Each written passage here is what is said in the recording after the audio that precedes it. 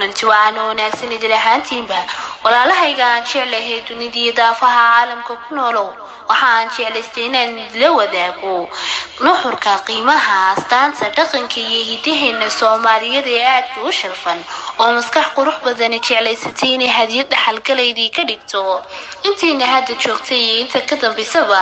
hadaba hadiyadani ayaa buug la magac baxay dhaqan bile ama damacrag iyo dareen jacayl oo ah mid aad loo soo diyaariyay isla markaana loo soo fikray buugan ayaa la filayaa inuu dhawaan imaado inayna soo gaaro waxyaabaha ugu xiisaha badan leh xiska bare halabuur aqoon-yahanada Soomaali xiskiisa ka soo maaxday waxa kamid ah dhacdooyinka qiimaha badan leh diiwaanka dhaqan bile xambaarsan yahay xaaladii xanuunkii jacaylkii boodharu xabaal galay xubbiga iyo xogtii Ismaaciil Cadaf inaabtidii ku calmaday ee aanu calfanin ogashada iyo curinta maansada ee Abwaan Qaasim Bogsiyo mariyay iyo garowshiye la'aantii cibaado jaamac iyo waliba dhacdadan xinjirta iyo xanuunka badan leh ee diiwaanka xudunta u ah waa damacrag iyo dareen jacayl